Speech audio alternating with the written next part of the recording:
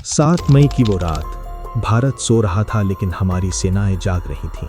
ठंडी हवा में एक ऐसी खामोशी फैली हुई थी जिसे सिर्फ सरहद पर खड़ा हुआ जवान ही समझ सकता है।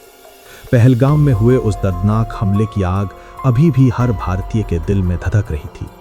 निर्दोष नागरिकों को सिर्फ धर्म पूछकर मार देना, ये सिर्फ एक हमला नहीं बल्कि भारत की एकता पर किया गया एक सीधा वार था।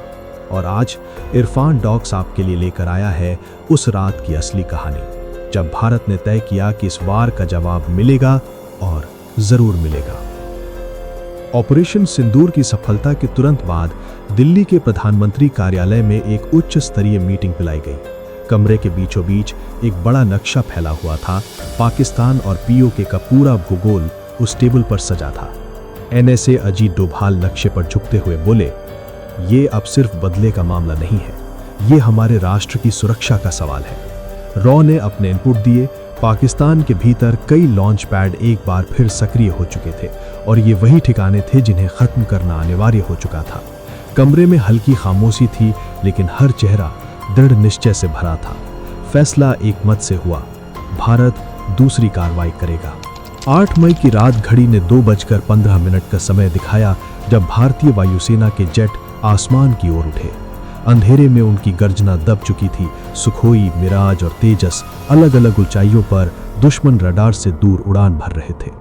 जमीन पर पहले से मौजूद स्पेशल फोर्सेज वास्तविक समय में लोकेशन भेज रही थीं और तभी कुछ ही सेकंड के भीतर पहला आतंकी ठिकाना एक चमक के साथ खत्म हो गया। फिर दूसरा, तीसरा, चौथा, पांचवां।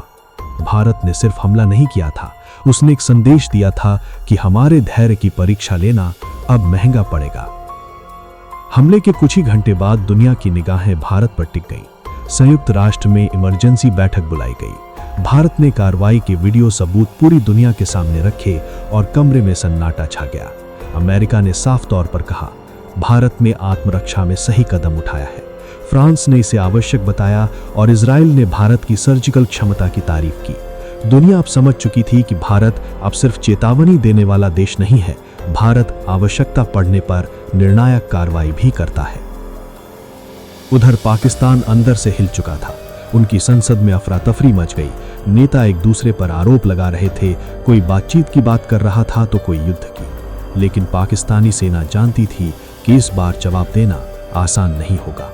ऑपरेशन सिंदूर ने उनके कई बड़े ठिकानों को खत्म कर दिया था और उनकी क्षमता पहले जैसी नहीं रही थी। जवाब देने की हिम्मत कम पड़ रही थी और इसी कमी को छुपाने के लिए पाकिस्तान ने कायरता दिखाई। एलओसी पर लगातार गोलीबारी शुरू कर दी। पुंछ, उड़ी और टंगधार के इलाकों में गोलीबारी बढ़ गई, लेकिन भारत ने हर गोली का जवाब 4 गुना ताकत से दिया। भारतीय आर्टिलरी ने कई पाक चौकियों को शांत कर दिया और ड्रोन लगातार दुश्मन की गतिविधियों पर नजर रख रहे थे। भारत ने साफ तौर पर बता दिया कि नागरिकों पर हमला सहन नहीं किया जाएगा और इसका परिणाम पाकिस्तान को भुगतना पड़ेगा। लेकिन खतरा अभी खत्म नहीं हुआ था। 7 और 8 मई की रात के बीच पाकिस्तान ने अपनी सबसे खतरनाक चाल चली। उन्होंने मिसाइलें और ड्रोन भारत के 15 बड़े शहरों की ओर भेजे। जम्मू, अमृतसर, भटिंडा, जैसलमेर। उनका लक्ष्य था भारत को एक बड़े हमले से डराना। लेकिन पाकिस्तान भूल गया था कि भारत पहले से कई कदम आगे सोचता है।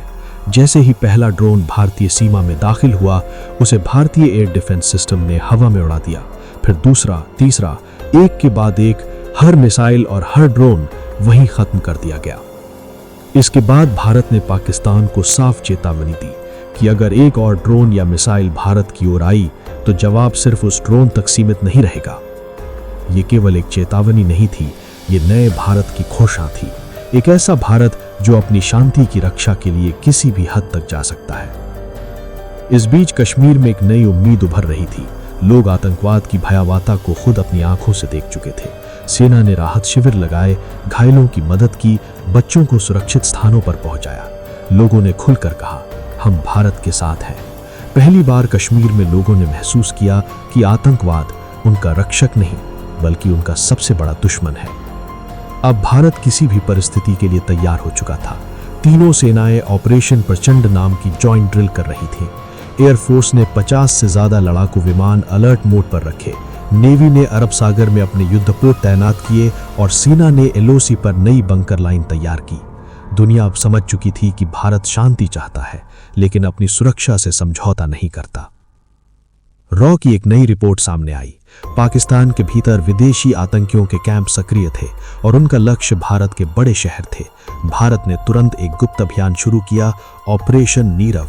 ये इतना शांत और सटीक था कि दुनिया को इसकी भनक महीनों बाद लगी, लेकिन भारत जानता था कि खतरा जहां भी हो उसे खत्म करना जरूरी है।